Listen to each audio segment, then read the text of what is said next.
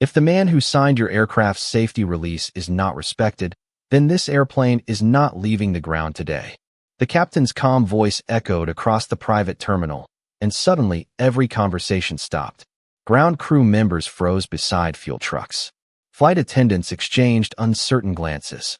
The polished Gulfstream G650 sat motionless beneath the bright Florida sun, its engines silent despite a departure slot only minutes away.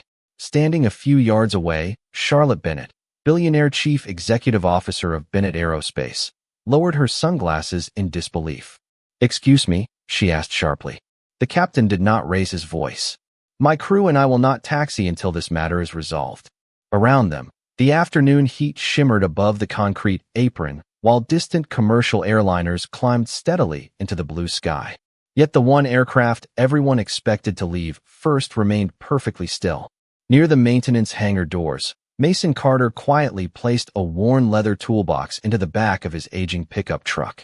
His faded work shirt still carried faint streaks of hydraulic fluid, and his hands bore the familiar marks of years spent repairing airplanes instead of chasing recognition. He never looked back toward the jet. He had already accepted that some people believed skill should come cheaply if it arrived wearing old boots instead of expensive shoes. Only 20 minutes earlier, Charlotte had watched Mason diagnose a complex electrical fault that had grounded her aircraft just before an important cross-country meeting in Seattle. Other technicians had searched for nearly 2 hours without finding the problem. Mason needed less than 30 minutes. He replaced one damaged relay hidden behind an avionics panel, completed every required safety inspection, signed the maintenance release, and quietly handed over the paperwork. When accounting presented his invoice, Charlotte glanced at the total, frowned, and slid it back across the table. "That is an outrageous price for half an hour of work," she said without looking up. Mason answered with the same calm expression he had carried throughout the repair. "You are paying for 40 minutes today. You are paying for 23 years of knowing exactly where to look." Charlotte folded her arms. "I am not paying that." Mason simply nodded once. "That is your decision." He gathered his tools, wished everyone a safe flight, and walked away without another word. He did not argue. He did not defend himself. He believed dignity rarely needed to shout. But what Charlotte did not know was that nearly every pilot on the field recognized Mason Carter's signature at the bottom of a maintenance release, and within minutes, one quiet decision made by a single father was about to reveal a reputation that money could never buy, changing far more than the fate of one airplane. 10 hours earlier, the first hint of daylight spread across the Atlantic coast as Mason Carter quietly flipped pancakes in a cast-iron skillet inside the small beachside house he rented just outside Jacksonville. The kitchen smelled of maple syrup, fresh coffee, and toasted bread while soft country music played from an old radio sitting beside the window. Across the table, 10-year-old Ava Carter carefully packed her science notebook into a faded purple backpack, occasionally glancing toward her father with the easy smile that had become the brightest part of every morning. "You have inspection day today, Daddy?" she asked. Mason nodded as he slid another pancake onto her plate. "Looks that way. Probably nothing exciting." Ava laughed. "You always say that, and then airplanes keep finding ways to surprise you." Mason smiled. "Machines usually tell you what is wrong. You just have to be patient enough to listen." After breakfast, he walked Ava to the school bus stop at the end of their quiet street. The ocean breeze carried the scent of salt water through the palm trees as yellow sunlight slowly painted the neighborhood gold. Before climbing aboard, Ava hugged him tightly. "Promise you will be home for dinner?" Mason gently brushed a strand of blonde hair behind her ear. "I have never broken that promise." The bus pulled away, and Mason stood waving until it disappeared around the corner. Nearly every parent had already left, but he remained there for another moment, quietly grateful that no matter how difficult life became after losing his wife 6 years earlier, he still had someone waiting for him every evening.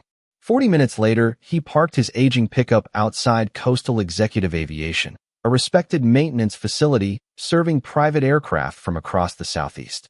The hangar doors were already open, revealing polished business jets resting beneath bright overhead lights, while mechanics prepared tool carts for another busy day.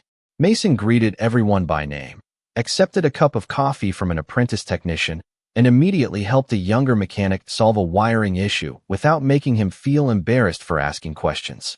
His supervisor often joked that Mason fixed airplanes the same way good teachers shaped students, with patience instead of pride.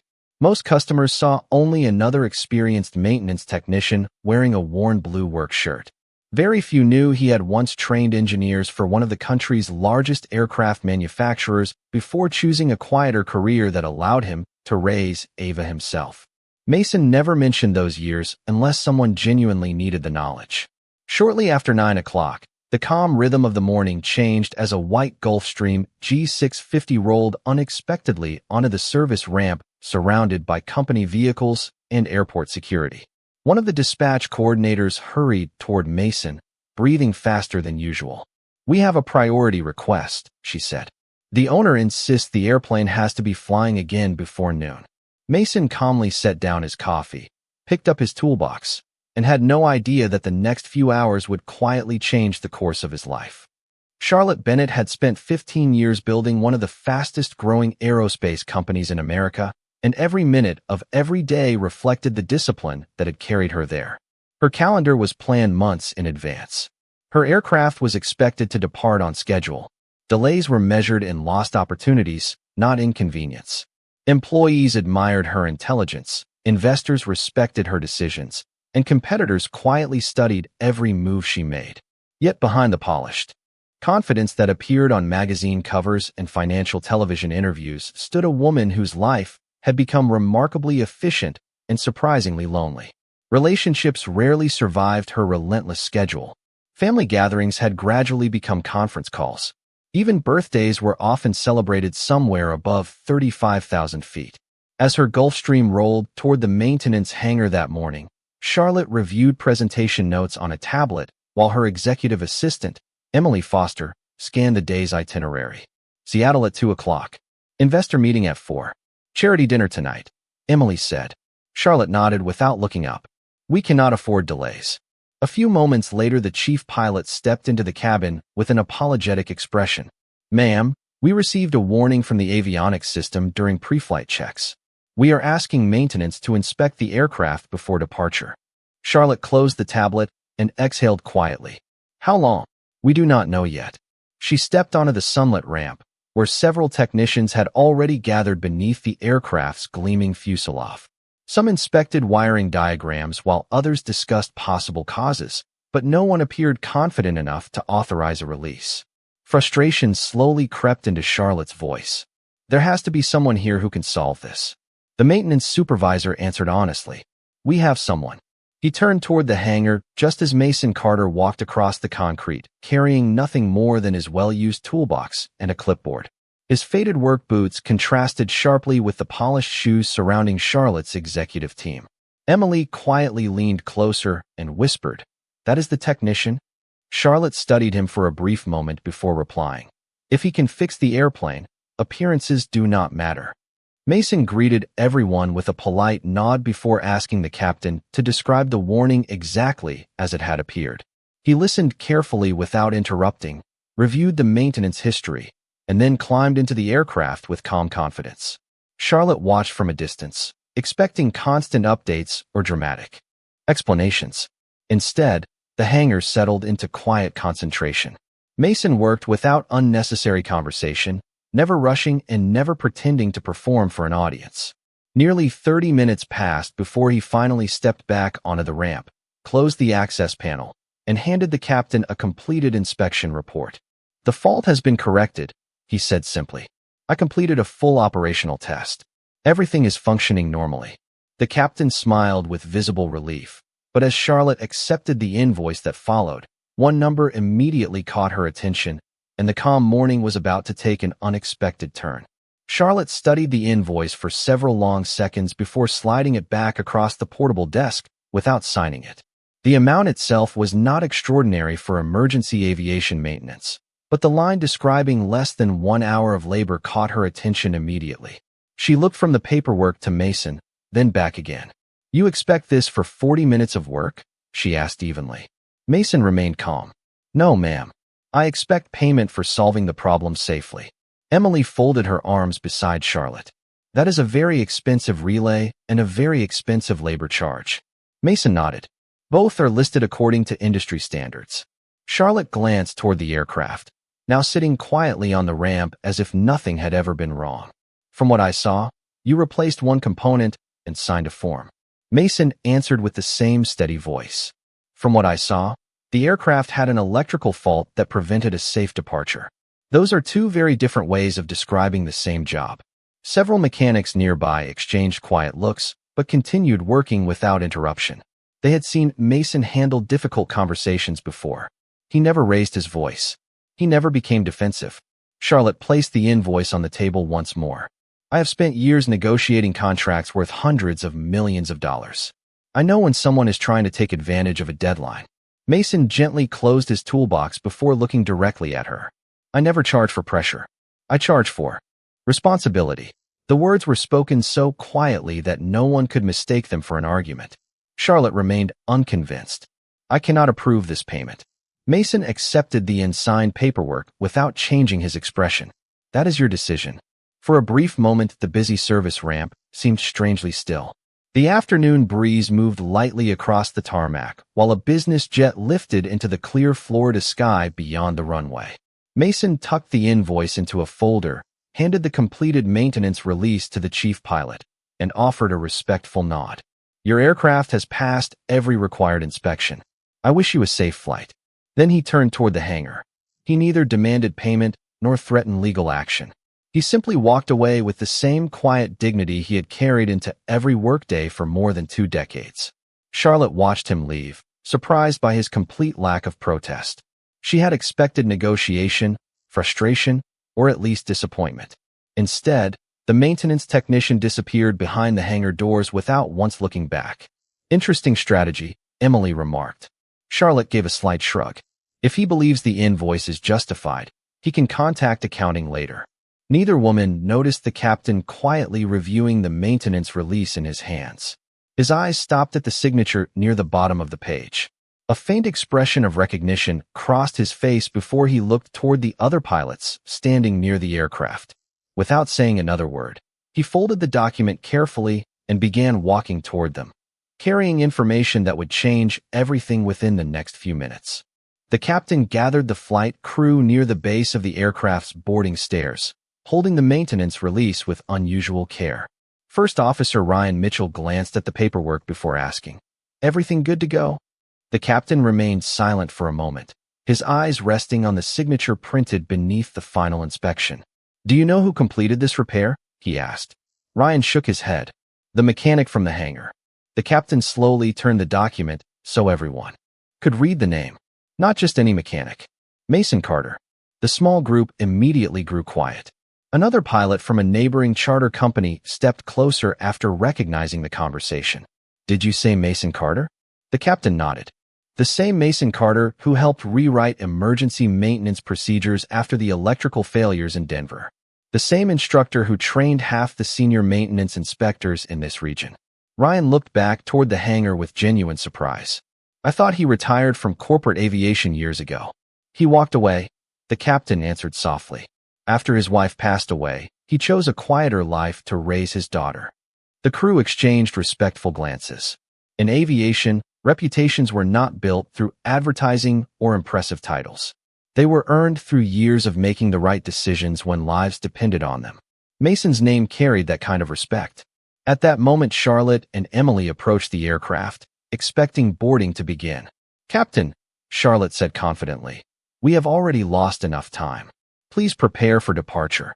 The captain folded the maintenance release and answered with complete professionalism.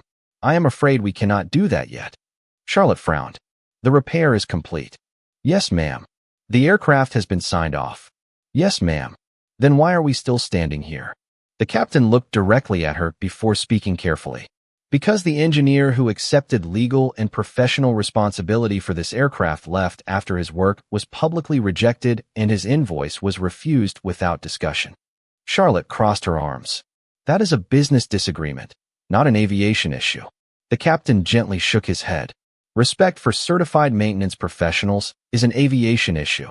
Every signature on this document represents accountability. If we allow that responsibility to be treated as though it has no value, we undermine the very system that keeps crews and passengers safe. Ryan quietly stepped beside his captain. We trust Mason Carter with our lives. We are not comfortable pretending his work deserves respect while the man himself does not. Nearby pilots who had overheard the conversation silently nodded in agreement. One after another, they remained exactly where they were instead of climbing aboard their aircraft. No speeches followed. No raised voices filled the ramp. There was only a remarkable stillness spreading across the private terminal as experienced aviators made the same quiet choice.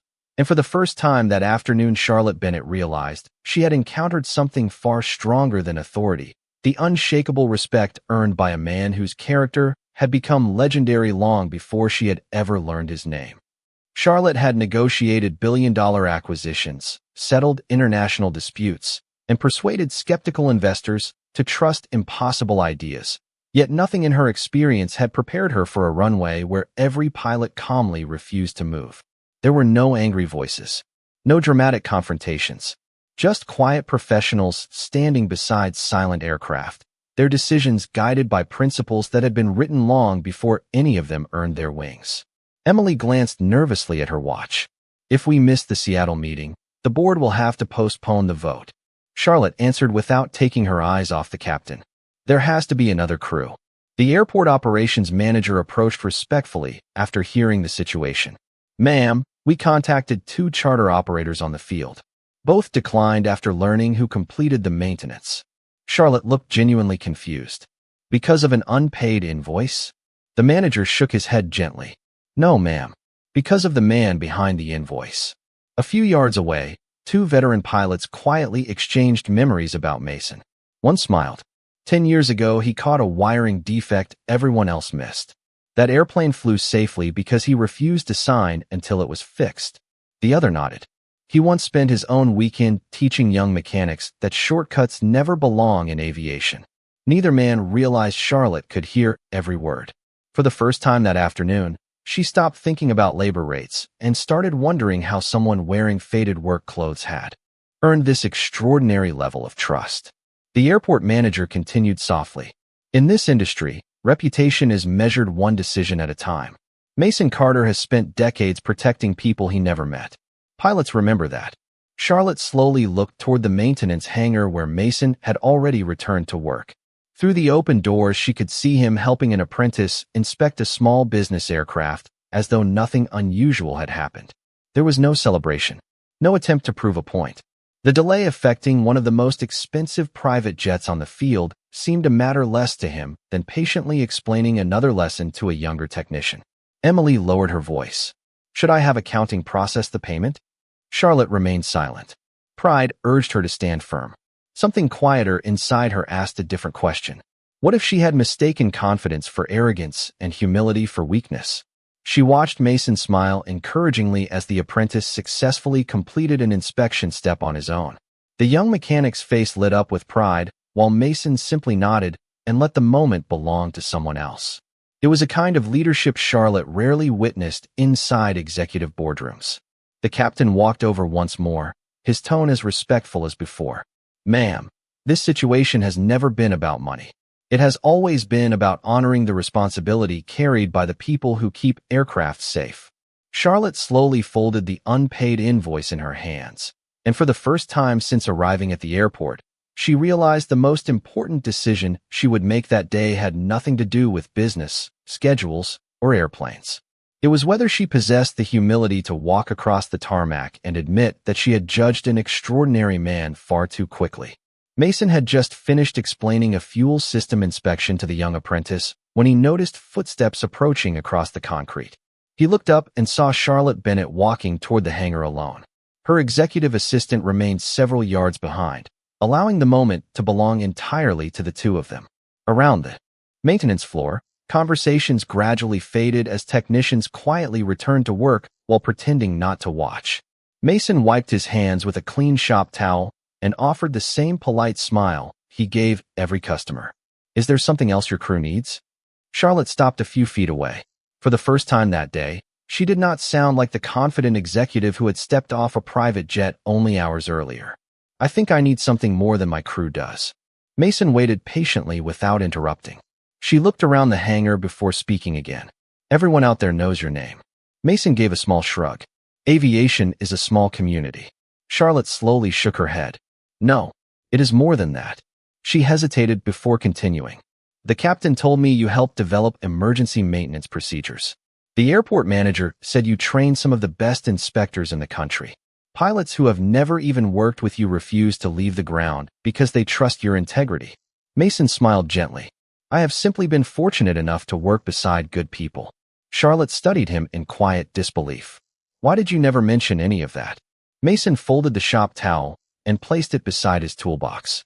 Because none of it would have repaired your airplane.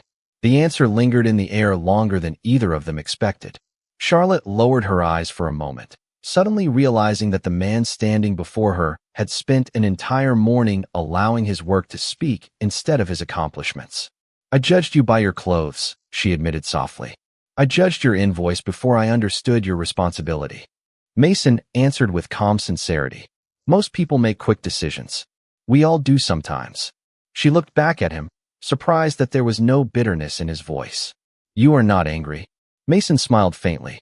Being angry would not help your airplane fly, and it would not help me get home in time to make dinner for my daughter. The simple sentence caught Charlotte completely off guard. She had spent the entire day thinking of him as the technician who repaired her aircraft. She had never stopped to imagine the little girl waiting for her father to come home that evening. You have a daughter? She asked quietly. Mason's face brightened immediately. Ava. She is 10 years old and reminds me every morning that the most important job I have is being her father. Charlotte felt something inside her shift in a way no business negotiation had ever accomplished. For the first time in years, she understood that true success was not standing inside a boardroom giving orders. Sometimes it looked like a quiet man in worn work boots who carried extraordinary knowledge with complete humility and hurried home every evening because one little girl believed her father always kept his promises. Charlotte reached into the leather portfolio she carried and slowly removed the unsigned invoice. This time she also placed a company check beside it, along with a handwritten note she had quietly written while walking across the tarmac. She held both items with steady hands before offering them to Mason. I owe you more than a payment, she said softly. Mason looked at the check, but made no move to take it. You do not have to explain anything. Charlotte gently shook her head. Yes, I do. The maintenance hangar had fallen unusually quiet. Mechanics continued working, but every movement seemed slower, every conversation softer, as though everyone understood they were witnessing something that mattered far beyond one repaired airplane. Charlotte drew a slow breath. For years I believed experience could be measured by titles, offices, and companies. Today I learned that true greatness often wears work boots instead of business suits. Mason smiled politely without interrupting. When I refused your invoice, I was not questioning your work. I was questioning someone I had never taken the time to understand. She looked directly into his eyes. That was my mistake, and I am sincerely sorry. Mason accepted the check, but immediately folded the handwritten note instead of reading it. Thank you, he replied simply. Charlotte seemed surprised. You are not even curious what I wrote. Mason smiled warmly. An apology means more when it is spoken than when it is framed. His answer brought an unexpected laugh from several mechanics nearby, easing the quiet tension that had filled the hangar all afternoon. Charlotte laughed as well, the sound lighter than it had been all day. Then she noticed the young apprentice Mason had been mentoring earlier. You were teaching him while one of the most important flights of my week was delayed, she observed. Mason glanced toward the apprentice with unmistakable pride. One day he will sign maintenance releases that protect families I will never meet. Teaching him correctly today may save lives years from now. Charlotte followed his gaze and slowly nodded. She finally understood why every pilot had defended this quiet man without hesitation. His influence reached far beyond the airplanes he repaired. It lived inside the people he patiently taught. At that moment, the captain entered the hangar carrying the completed paperwork. He looked at Mason first. Has everything been resolved? Mason nodded once. Yes, we are all good. The captain turned toward Charlotte with a respectful smile. Thank you, ma'am. Charlotte answered honestly. No, Captain. Thank him. She extended her hand toward Mason. He shook it without ceremony. But there was genuine respect in the gesture now, not because one had won and the other had lost, but because both had chosen dignity over pride. As Charlotte and the captain began walking back toward the waiting Gulf Stream together, she quietly realized that the most valuable lesson she would carry onto that airplane was not written in any business report or aviation manual. It had been taught by a single father who proved that character is the one qualification no amount of money can ever purchase. 1 year later, the morning sun reflected across the polished windows of a newly completed aviation training center overlooking the same airport where everything had changed. A modest bronze plaque near the entrance read, "The Carter Aviation Scholarship Program, established to support future maintenance technicians whose integrity would shape the next generation of aviation." Charlotte Bennett stood beside the dedication ceremony without asking for her name to appear in larger letters than anyone else's. Reporters gathered nearby, but she declined every request to discuss business growth or financial success. "Today is about people who keep others safe," she said with a quiet smile. Across the ramp, Mason Carter walked toward the building with Ava beside him. Now 11 years old, she carried herself with the same calm confidence she had always admired in her father. She looked up at the plaque and then back at him. "They named it after you." Mason smiled gently. "No, they named it after what all good mechanics should stand for." Inside the training center, young apprentices explored classrooms filled with modern aircraft systems, while experienced instructors volunteered their time to mentor future technicians. Mason had accepted Charlotte's invitation to become the program's senior advisor, not because he wanted recognition, but because he believed every lesson shared today could protect families for decades to come. As the ceremony concluded, the chief pilot who had once refused to taxi the Gulf Stream approached Mason with a warm handshake. "Looks like another generation will be learning from the best." Mason laughed softly. "They will become better than I ever was. That is the goal." Charlotte overheard the conversation and smiled. She had learned that true leaders were never afraid to help others surpass them. Later that afternoon, a Gulfstream taxied gracefully toward the runway under a brilliant blue Florida sky. This time there were no delays, no misunderstandings, and no pride standing in the way of respect. The captain looked at the maintenance release, noticed Mason's familiar signature, and smiled before advancing the throttles. The aircraft accelerated smoothly before lifting into the bright afternoon air. Ava watched the graceful climb with quiet wonder. "Daddy," she whispered, "every airplane looks so small once it reaches the clouds." Mason slipped an arm around her shoulders. "The people who care for them never are." Charlotte stood beside them, listening without speaking. She realized that one conversation beside a silent airplane had changed far more than a single flight. It had changed the way she measured success, the way she valued humility, and the way she looked at the quiet heroes who carried extraordinary responsibility without asking for applause.